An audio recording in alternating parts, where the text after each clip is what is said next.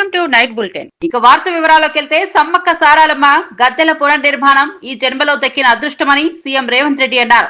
గతంలో నిధుల కోసం ప్రభుత్వాలు ఇబ్బంది పడాల్సి వచ్చేదని గుర్తు చేశారు. సీతక్క సంతకం పెట్టి నిధులు తెచ్చే పరిస్థితి వస్తుందని అప్పుడే అన్నారని పేర్కొన్నారు. ఇప్పుడు అదే పరిస్థితి వచ్చిందని, అయితే నిధులు లేకున్నా మేడారం తల్లుల కోసం ఎన్ని కోట్లైనా వెనకాడ బోమని స్పష్టం చేశారు. సంప్రదాయాలను పరిరక్షించడంలో ఆదివాసీలను భాగస్వాములుగా చేస్తూ ముందుకు వెళ్తున్నామని తెలిపారు.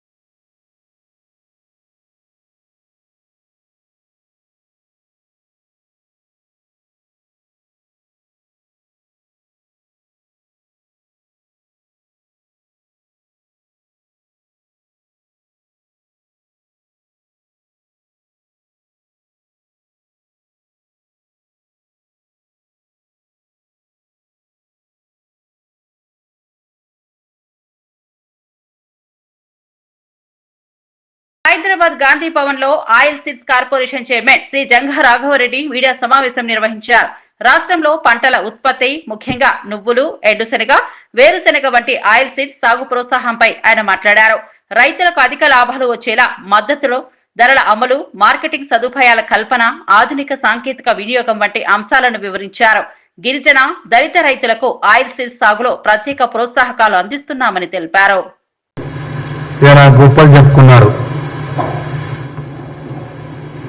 హరీష్ రావు గారికి తెలుసో తెలియదో అనే స్వార్థం కోసం మాట్లాడుతున్నాడో, ఓట్ల కోసం మాట్లాడుకోమని మనకేం అభ్యంతరం లేదు. కానీ ప్రజల పార్టీగా కాంగ్రెస్ పార్టీ అధికారంలోకి వచ్చిన తర్వాత ఫ్యాక్టరీ మొట్టమొదటిగా ఆయిల్ ఫెడ్కు సంతకం చేసింది తుమ్మల నాగేశ్వరరావు గారు, రైతు నాయకుడు, రైతుల మంత్రి. ఆయిల్ ఫెడ్ మీద తెలంగాణలో టీఆర్ఎస్ పార్టీలో కాదు ఎవరికి కూడా అవగాహన లేదు. ఆయిల్ ఫెడ్ అంటేనే ఖమ్మంలో దాదాపు 2 లక్షల ఎకరాల విస్తీర్ణం ఉన్నదనే సంగతి మనం మర్చిపోవద్దని చెప్పి ఈ సందర్భంగా తెలియజేస్తా ఉన్నాం. హరీష్ రావు కూడా ఖమ్మంలో తిరిగాడు, అదే తుమ్మల ఏరియాలో తిరిగారు, వాళ్ళ ఫామ్ హౌస్ పోయారు. వారికున్న 100 ఎకరాలలో అన్నా మీ ఖమ్మం ప్రజలు సస్యశ్యామలంగా ఉన్నారని చెప్పి చెప్పుకోవడం జరిగింది. వారి స్పీచ్ నేను చూసా, సంతోషం. కానీ ఫ్యాక్టరీ నిర్మాణం డిసెంబర్ 23 కల్లా అసలు పని మొదలు కాలే, పని స్టార్ట్ కాలేదు. అక్కడ ఎడారిగా భూమి మాత్రమే సేకరించబడిందన్న సంగతి మర్చిపోవద్దని చెప్పి సందర్భంగా మీకు తెలియజేస్తా ఉన్నాం. వారు పూర్తి చేయడం కారణం నేనే అని చెప్పుకుంటున్నాను. వారికి ఇంకొక సంగతి తెలియదేమో, ఇది అగ్రిమెంట్, టెండర్ అగ్రిమెంట్. కాంగ్రెస్ ప్రభుత్వం వచ్చిన తర్వాత టెండర్ అగ్రిమెంట్. ఆంధ్రప్రదేశ్ శాసన మండలిలో మంత్రి అనిత చేసిన వ్యాఖ్యలపై వైసీపీ సభ్యులు అభ్యంతరం వ్యక్తం చేశారు. తమపై గొడ్డలిపోటు, కోడికత్తి దాడులు, కుటుంబ కేసులు లేవన్న వ్యాఖ్యలు అనుచితమని విమర్శించారు. అనిత మాటలపై ఆగ్రహం వ్యక్తం చేసిన వైసీపీ ఎమ్మెల్సీలు సభ వాతావరణం ఉద్రిక్తంగా మారింది. ఆందోళన వ్యక్తం చేస్తూ చివరికి సభ నుంచి వాకౌట్ చేశారు. కొన్ని సోషల్ మీడియాలో మాట్లాడేటప్పుడు తెలుగుదేశం ఎన్డీఏ కూటమి సభ్యులలోనే 94% మీద కేసులు ఉన్నాయని సాక్షి పేపర్ ఏదో రాశాడు అధ్యక్ష. మా మీద ఏమి గొడ్డల వేటు మీద పెట్టామని హత్యల కేసులు లేవు అధ్యక్ష. కోడి కడుతున్నదని మా మీద అధ్యక్ష కేసులు లేవు అధ్యక్ష. అమ్మ చెల్లి కేసులు పెట్టామని మా మీద కేసులు లేవు అధ్యక్ష. కేవలం మా మీద కేసులు ఉన్నదేనంటే రాజకీయ కేసులు. నువ్వు ఇసుక మాఫియా చేస్తున్నామని మేము రోడ్డు ఎక్కితే కేసులు పెట్టారు, లేదు మైనింగ్ మీద కేసులు పెడితే కేసులు పెట్టారు. నేను ఎవరి పేరు ఎత్తలేదు, నేను కేసుల గురించి మాట్లాడాను. మీరు భుజాలు తడుముకుంటే నేనేం చేయాలి? భుజాలు తడుముకుంటే నేనేం చేయాలి? ఈ రోజు లీగల్ గా అది కూడా అధ్యక్ష ఈ కేసులు ఏదైతే ఉన్నాయో ఈ కేసుల్ని తొందరగా వాళ్ళకి ఎలా పరిష్కారం చూపించాలనే ఉద్దేశంతో పోలీస్ డిపార్ట్మెంట్ తోని అదేవిధంగా లా డిపార్ట్మెంట్ తోని కూడా ఒక మీటింగ్ కూడా అరేంజ్ చేసుకోవడం జరిగింది అధ్యక్ష. దీని మీద యాజ్ వెల్ యాజ్ పాసిబుల్ ఒక మంచి న్యూస్ రావాలని నేను కూడా మనస్ఫూర్తిగా కోరుకుంటున్నా. దానికి హోమ్ డిపార్ట్మెంట్ లా డిపార్ట్మెంట్ రెండు కూడా కోఆర్డినేషన్ తో పనిచేస్తున్నాయి. గవర్నమెంట్ కూడా దీనికి పూర్తి మద్దతు కూడా ఇస్తుంది అధ్యక్ష. థ్యాంక్ యూ అధ్యక్ష.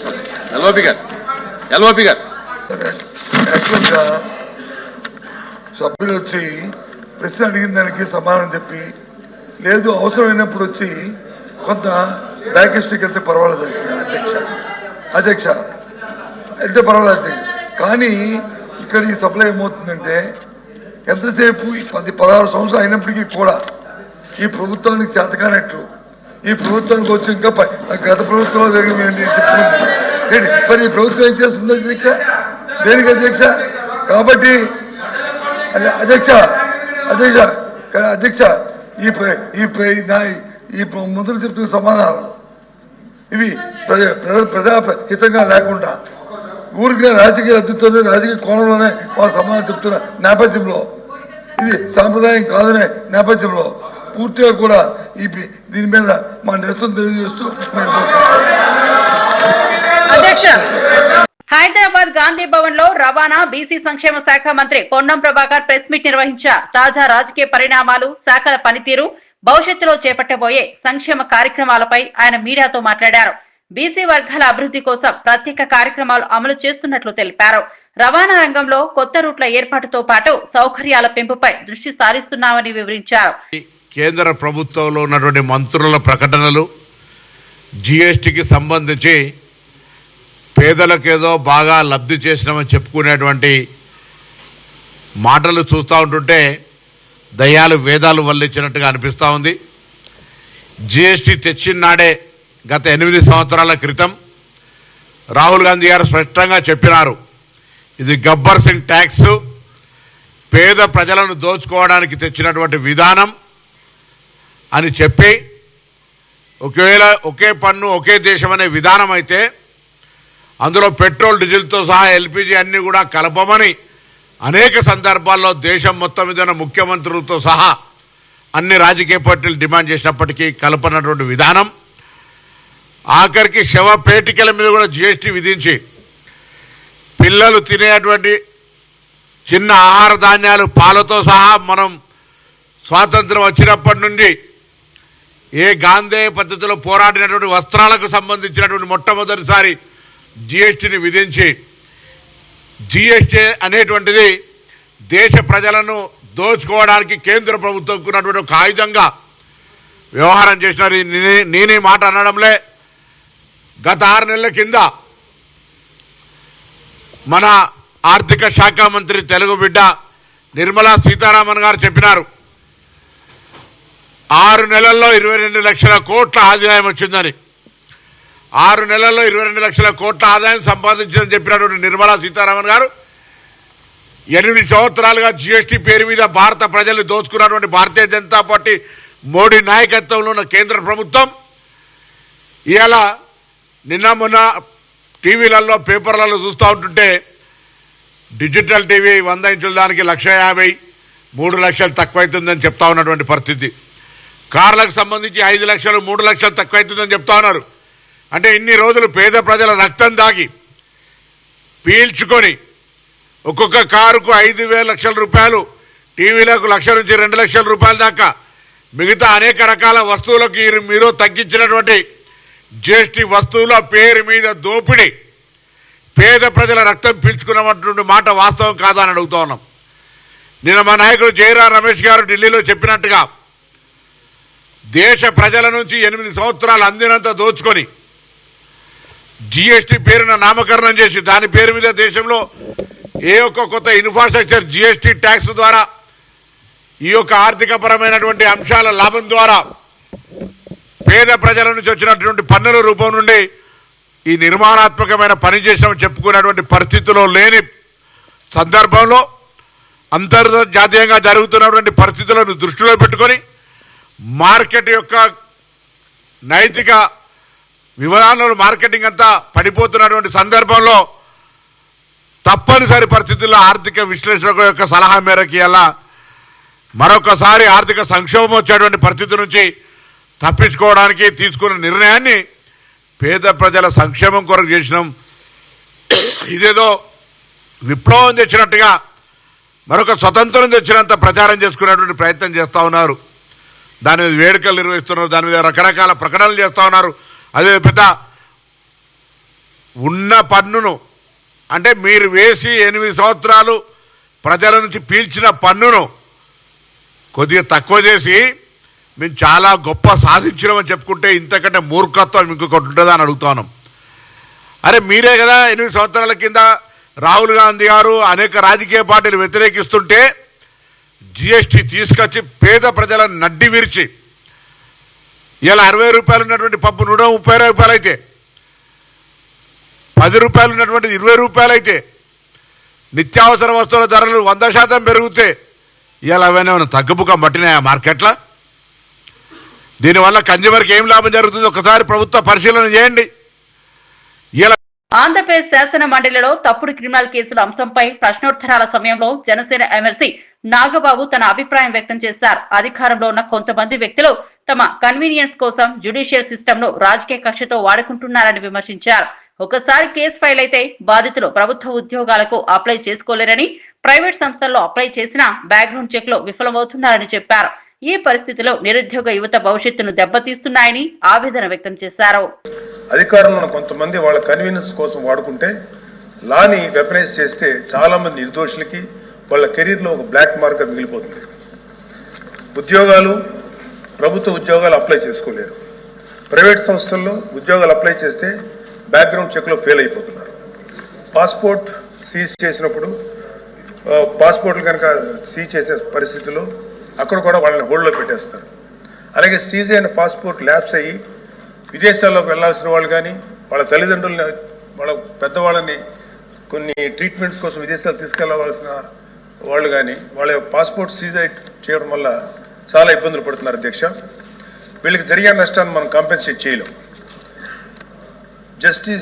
Just because they are political involved we cannot make them scape goats. Online betting app కేసులో మాజీ క్రికెటర్ యువరాజ్ సింగ్ ఈడీ విచారణకు హాజరయ్యారు. ఢిల్లీలోని ఎన్ఫోర్స్మెంట్ డైరెక్టర్ కార్యాలయానికి యువరాజ్ చేరుకున్నారు. ఇదే కేసులో ఇప్పటికే టీమిండియా మాజీ ఆటగాళ్లు శిఖర్ ధవన్, సురేష్ రైనా, రాబిన్ ఉత్తప్పలను ఈడీ విచారించింది.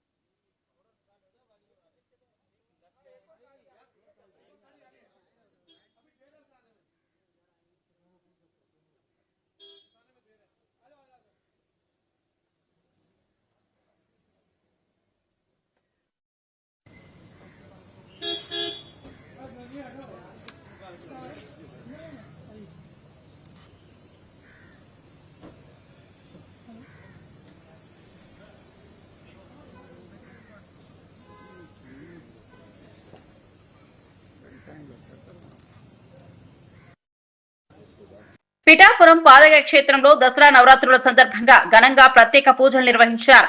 మాజీ ఎమ్మెల్యే వర్మ అమ్మవారికి చీరలు, పండ్లు సమర్పించి భక్తి శ్రద్ధలతో ప్రార్థనలు చేశారు. పీఠాపురం నియోజకవర్గ ప్రజలకు అమ్మవారి ఆశీస్సులు లభించి అష్టైశ్వర్యాలు కలగాలని ఆకాంక్షించారు. ఈ సందర్భంగా వరలక్ష్మి వ్రతాన్ని ప్రారంభించి 4 లక్షలతో కార్యక్రమాన్ని ప్రారంభించారు.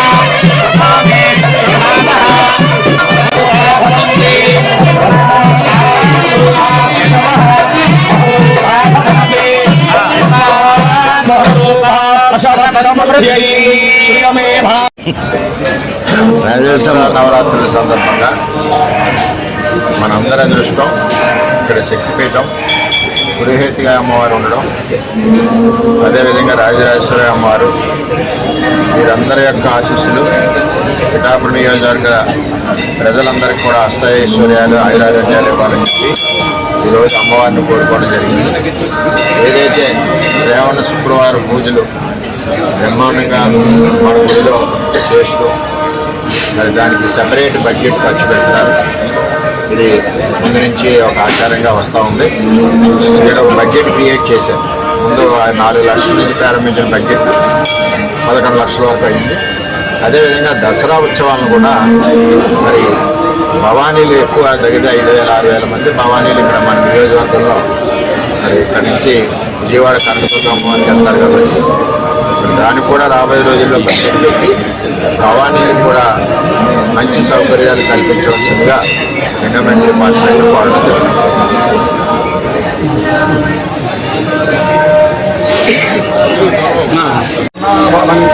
సమస్త సన్మంగళాని భవంతు.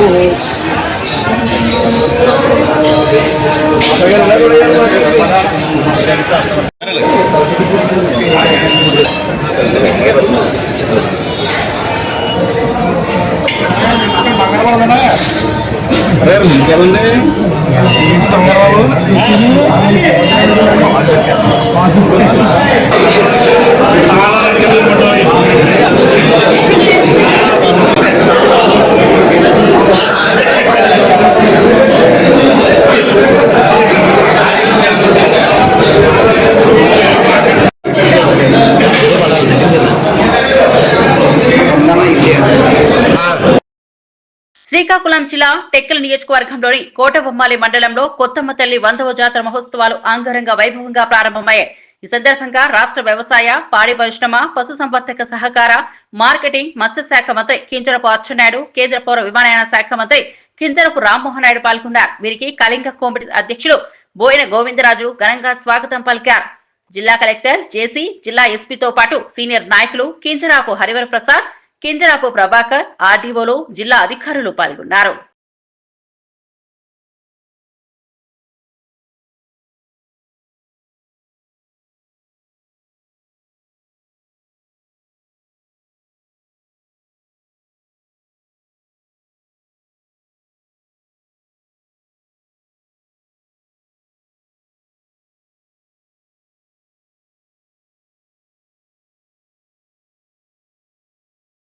రాష్ట్రంలో ఎంపీటీసీ, జెడ్పీటీసీ పదవీ కాలం ముగిసి 20 నెలలు గడిచినా స్థానిక సంస్థల ఎన్నికలు నిర్వహించలేకపోవడం కాంగ్రెస్ ప్రభుత్వ అసమర్థతని బీఆర్ఎస్ నేతలు తీవ్రంగా విమర్శించారు. ప్రజాస్వామ్యంలో కీలకమైన ఈ ఎన్నికలు వాయిదా వేస్తూ సీఎం రేవంత్ రెడ్డి సామంతరాజులను నియమించే ప్రయత్నం చేస్తున్నారని ఆరోపించారు. స్థానిక సంస్థలు బలహీనపడేలా కాంగ్రెస్ ప్రభుత్వం పనిచేస్తోందని మండిపడ్డారు. ఇలాంటి పరిస్థితుల్లో మంత్రులు పదవుల్లో ఉండడానికి అర్హత లేదని, వారు వెంటనే రాజీనామా చేయాలని బీఆర్ఎస్ నేతలు డిమాండ్ చేశారు. ఎన్నికలు పెట్టలేనటువంటి అసమర్థ మంత్రిగా మిగిలిపోయే బదులు ఆ శాఖను వదులుకొని రాజీనామా చేస్తే ప్రజలు హర్షిస్తారేమో అనే విషయాన్ని ఒకసారి ఆలోచన చేసుకోవాలి. కాంగ్రెస్ పార్టీ మూల సిద్ధాంతం గ్రామీణ ప్రాంతాలు బాగా అభివృద్ధి చెందాలని ఆనాడు గాంధీ నెహ్రూ కలలు కన్నటువంటి పరిస్థితి. మీరు మరి దానికి భిన్నంగా చేస్తావు, ఒకసారి ఆలోచన చేసుకోవాలి. ఇలా పరిస్థితి ఎట్లుందంటే పెట్టిపోయేనోడు పెయ్యల్లా బట్టి చూసినట్టు ఎన్నికలే జరిపేది లేదు. నువ్వు సర్పంచ్ల వ్యవస్థనే నిర్వీర్యం చేసినావు. పంచాయతీరాజ్ శాఖ గురించి మాట్లాడతావు. ఇంకా నువ్వు ఎన్నికలే పెట్టినప్పుడు ఆ పంచాయతీరాజ్ శాఖలో ఉన్నటువంటి గాంభీర్యం ఏందో ఒకసారి ఆలోచన చేసుకోవాలి. అదే జిల్లా మండల పరిషత్ మే 2024లో అయిపోయింది. ఇప్పటి వరకు ఆ ఎన్నికలు కూడా పెట్టే పరిస్థితి లేదు. ఇవాళ జడ్పీటీసీలు 538 మంది జడ్పీటీసీలు, 5817 మంది ఎంపీటీసీలు. మరి వాళ్ళను కూడా ఎన్నికలు పెట్టకుండా ఏ విధమైనటువంటి సంకేతం ఇస్తారు? మరి లేకపోతే రేవంత్ రెడ్డి గారు అనుకొని అన్ని రాజరిక పాలన లేక నామినేట్ సామంతరాజుల గుట్ల నియమించుకుంటారా అనేది ఒకసారి ఆలోచన చేసుకోవాలి. ఏమన్నా మాట్లాడడానికండి ఆ సంబంధిత మంత్రులకు సిగ్గుండాలి. ఏమన్నా మేము ఈ అసమర్థ మంత్రులుగా మిగిలిపోయే బదులు మేము ఆ పదవిని వదులుకుంటానన్న గౌరవం ఉంటుందేమనే ఇంతనైనా ఇంకిత జ్ఞానం లేదు. ఇవాళ గ్రామీణ ప్రాంతాలలో ఎక్కడికక్కడ అభివృద్ధి కుంటుపడింది. మురికి కూపాలుగా గ్రామాలు మారినాయి. మంచినీళ్లు రావడం లేదు, విద్యుత్ దీపాలు వెలగడం లేదు, పారిశుద్ధ్య కార్మిక. గుంటూరులో డయేరియా కలకలం రేపుతోంది. జీజీహెచ్ లో చికిత్స పొందుతున్న ఇద్దరికి కలరా పాజిటివ్ గా నిర్ధారణ అయింది. రామిరెడ్డి తోటకు చెందిన మరొకరు కూడా కలరా రాగా తేలడంతో ప్రజల్లో భయాందోళనలు వ్యక్తమవుతున్నాయి. వ్యాధి వ్యాప్తి చెందకుండా ముందు జాగ్రత్తలు తీసుకుంటున్నామని గుంటూరు కలెక్టర్ తమీం అన్సారియా తెలిపారు. ఇప్పటికే వైద్య బృందాలు సర్వే నిర్వహించి ఇంటింటికి వెళ్లి పరిశీలిస్తున్నాయని వెల్లడించారు. త్రాగునీటి వనరులు, శానిటేషన్ పై ప్రత్యేక దృష్టి పెట్టి అవసరమైన చర్యలు చేపడుతున్నట్లు కలెక్టర్ స్పష్టం చేశారు.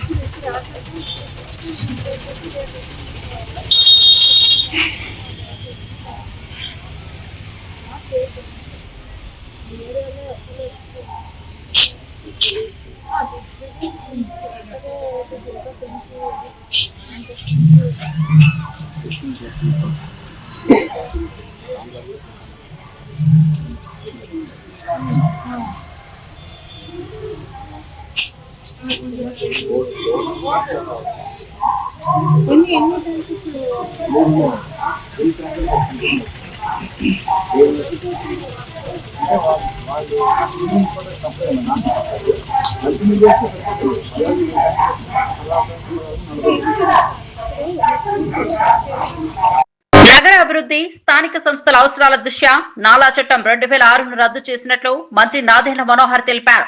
ఒక మంచి ఉద్దేశంతో ఈ నిర్ణయం తీసుకున్నామని స్పష్టం చేశారు. లోకల్ బాడీస్ కు ఉపయోగపడేలా చట్టంలో మార్పులు చేస్తున్నామని వివరించారు. డెవలప్మెంట్ ఛార్జీల ద్వారా రహదారులు, ప్రాంతీయ పార్కులు, ఇతర మౌలిక సదుపాయాలను అభివృద్ధి చేస్తున్నామని చెప్పారు.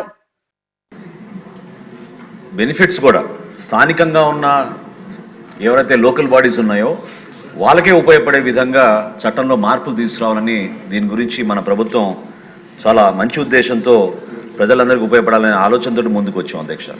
ప్రస్తుతం నాలా ఫీ ఏదైతే కలెక్ట్ చేస్తున్నామో అది రెవెన్యూ శాఖ ఉపయోగిస్తుంది అధ్యక్ష. వాళ్ళే కలెక్ట్ చేసుకుని గ్రామాల్లో ఉపయోగిస్తున్నారు. స్థానిక సంస్థలకి రావాల్సిన నిధులు తద్వారా రావాల్సిన పద్ధతులు వాళ్ళకి రావడం లేదు.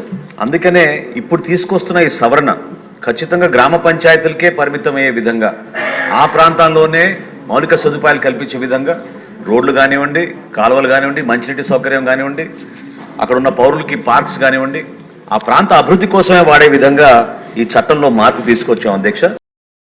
విజయవాడ ఇంద్రకీలాద్రిలో దసరా నవరాత్రుల సందర్భంగా అలంకరించిన శ్రీ గాయత్రీ దేవిని రాష్ట్ర మహిళా శిశు సంక్షేమ శాఖ మంత్రి సవిత దర్శించుకున్నారు. ఆమెతో పాటు కొందరు మహిళా ఎమ్మెల్యేలు కూడా స్వామివారిని దర్శించుకుని ప్రత్యేక పూజలు నిర్వహించారు. ఆలయ అర్చకులు వారికి ఆశీర్వచనాలు అందించారు. నవరాత్రుల సందర్భంగా పెద్ద సంఖ్యలో భక్తులు ఇంద్రకీలాద్రికి తరలివస్తుండగా మంత్రులు, ప్రజాప్రతినిధుల రాకతో ఆధ్యాత్మిక వాతావరణం మరింత ఉత్సాహభరితంగా మారింది.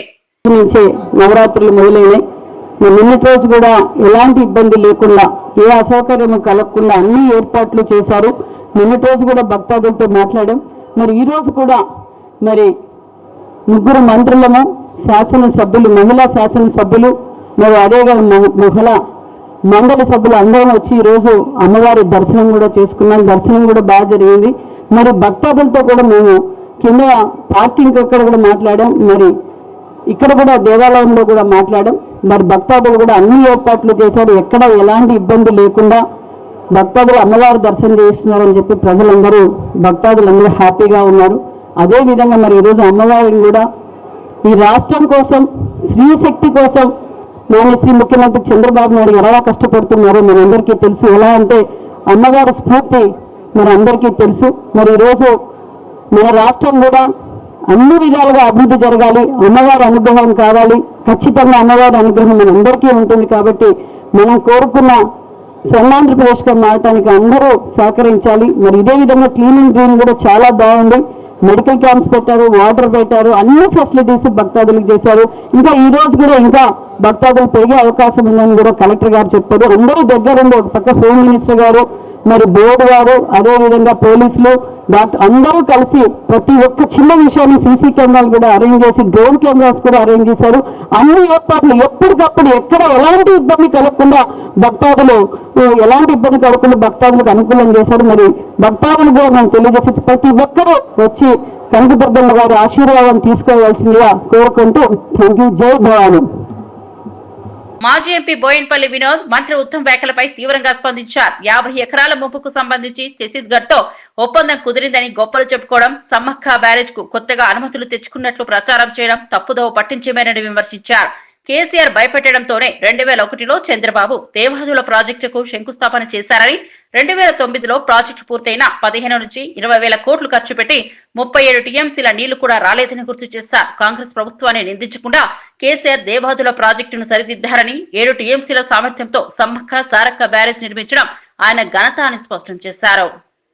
సారక్క ప్రాజెక్ట్ గోదావరి నదిపైన కేసీఆర్ గారు ప్రభుత్వం నిర్మించినటువంటి ప్రాజెక్టుకి ఏదో అనుమతులు సాధించిందని చెప్పి మన ఈరోజు పత్రికలన్నీ కూడా టాప్ హెడ్లైన్స్ పెట్టినాయి. సమ్మక్క సారక్క బ్యారేజ్ అంత గొప్ప అనుమతులు ఏంది, అసలు ఏంది, ఏం సాధించిండు రేవంత్ రెడ్డి గారి ప్రభుత్వము, ఉత్తమ్ కుమార్ రెడ్డి గారు అని చెప్పి నేను కొంచెం లోతుగా దాన్ని చదవడం జరిగింది. ఏం తీసుకొచ్చిందంటే 50 ఎకరాల ముంపుకు అనుమతులు ఇస్తామని ఒప్పుకుంటే అంత పెద్ద ప్రచారం. 50 ఎకరాల ముంపుకు ఛత్తీస్గఢ్ ప్రభుత్వము అనుమతి ఇవ్వడానికి సుముఖంగా ఉన్నదని చెప్పి ఆ మంత్రి చెప్తే ఇవాళ దానికి అంత పెద్ద ప్రచారం మరి తెచ్చుకున్నది రేవంత్ రెడ్డి గారి ప్రభుత్వం. ఇలా సమ్మక్క సారక్క బ్యారేజ్కి అనుమతులు అంటే నేను ఏదో చాలా ఏమొచ్చిందబ్బా, ఎన్ని డబ్బులు వచ్చినాయి, ఏమొచ్చినాయి. ఎందుకంటే మేమందరం ముఖ్యంగా పూర్వపు వరంగల్ జిల్లా నాయకత్వం ఉద్యమ కాలం నుండి ఎన్నో సార్ల మరి గోదావరి నదిలో తలపెట్టినటువంటి ప్రాజెక్టుల డిమాండ్ ఉద్యమ కాలంలో, ఇప్పుడు కాదు, తెలంగాణ వచ్చిన తర్వాత కాదు, కాంతెనపల్లి ప్రాజెక్ట్ నిర్మించాలని చెప్పి దాదాపు 1000 మందిని తీసుకెళ్లి ఎండాకాలంలో గోదావరి నదిలో దిగి మరి అక్కడ కార్యక్రమాలు జరిపిన ఆ రోజు 2001 నుండి ఈ రోజు వరకు తెలంగాణ ఆంధ్రప్రదేశ్ శాసన మండలిలో మంత్రి నారా లోకేష్ ఫీజు రీయింబర్స్మెంట్ అంశంపై కీలక వ్యాఖ్యలు చేశారు. వైఎస్ఆర్సీపీ ప్రభుత్వం విద్యార్థులకు 4000 కోట్ల బకాయిలు పెట్టి వెళ్లిందని వెల్లడించారు. కూటమి ప్రభుత్వం బాధ్యతగా ఇప్పటి వరకు 1200 కోట్లు విడుదల చేసిందని వివరించారు. ఈ విషయంపై వైసీపీ సభ్యులు చేస్తున్న దుష్ప్రచారం పట్ల స్పందించిన లోకేష్ ఫీజు రీయింబర్స్మెంట్ పై ఎప్పుడైనా సభలో చర్చకు సిద్ధమని సవాల్ విసిరారు. కోవిడ్ అప్పుడు 644 కోట్లు ఎగ్గొట్టారు అధ్యక్ష. ఆర్టీఎఫ్ కింద 3000 కోట్లు పెండింగ్, ఎంటీఎఫ్ కింద 8900 కోట్లు పెండింగ్. చెప్పిన ఒక విషయం చాలా ఇంపార్టెంట్, 24-25 చూస్తే మన ప్రభుత్వం కూటమి ప్రభుత్వం వచ్చిన తర్వాత 1200 కోట్లు రిలీజ్ చేశాం. పెండింగ్ ఉన్న 1400 కోట్లు వచ్చే 3 నెలలు మేము రిలీజ్ చేస్తాం. మీరు 4000 కోట్లు బకాయిలు పెట్టి మీరు మాట్లాడితే ఎట్లమ్మా? 4000 crores 4000 కోట్లు బకాయిలు పెట్టిపోయి మీరు 4000 crores పెండింగ్ పెట్టారు. మీరు మంత్రి ఉన్నప్పుడు 4000 కోట్లు బకాయిలు పెట్టిపోయి మీరు మమ్మల్ని అంటారు. కోవిడ్ 644 కోట్లు కోవిడ్ ఎప్పుడు బకాయిలు పెట్టారు స్వామి? 2021 Q4 683 కోట్ల బకాయిలు 23, 24 Q2, Q3, Q4 1753 కోట్లు బకాయిలు మీ టైంలో బకాయిలు పెట్టి ఎంపీఎస్ మీ టైంలో 895 కోట్లు బకాయిలు పెట్టి మీరు మొదలుపెడతారు సార్. అందుకే మీరు బీఎస్సీలో తీసుకురాలా, మీరు బీఎస్సీలో అందుకే తీసుకురాలే subject. Come to BSc, we will debate. I am ready to debate on education. Botsa గారు పోయినసారి మీరు వాకౌట్ చేశారు పోయిన సెషన్. ఎడ్యుకేషన్ మీద నేను డిబేట్ చేసినప్పుడు మీరు అదే తలుపు నుంచి మీరు బయటకు వెళ్లారు. I'm ready for debate. Education మీద చర్చించడానికి నేను రెడీ. మీ టైంలో 12 లక్షల మంది పిల్లలు ప్రభుత్వ పాఠశాలకు దూరట్టారు, చర్చించడానికి నేను రెడీ. సరైన ఫార్మాట్ లో రండి, ఐ డిస్కస్. గౌరవ ఎల్ఓపి గారు, నేను అన్పార్లమెంటరీ లాంగ్వేజ్ వాడానని చెప్తాం జరిగింది. ఆ వివరాలు ఏముందో చెప్పండి సార్. మళ్ళీ ఆరోపణలు చేసి తప్పించుకుంటాం కాదు. I have never used any unparliamentary language. నేను చాలా గౌరవిస్తాను. బొత్స గారు అన్నాను, నేను ఎప్పుడు వచనంతో కూడా మాట్లాడలేదు. ఎల్ఓపి గారిని గౌరవిస్తాను, ఆయన ఏజ్ ని నేను గౌరవిస్తాను, ఆయన సీనియారిటీని కూడా గౌరవిస్తాను. ఇవి బులెటిన్ అప్డేట్స్. మరో బులెటిన్ లో మళ్ళీ కలుద్దాం.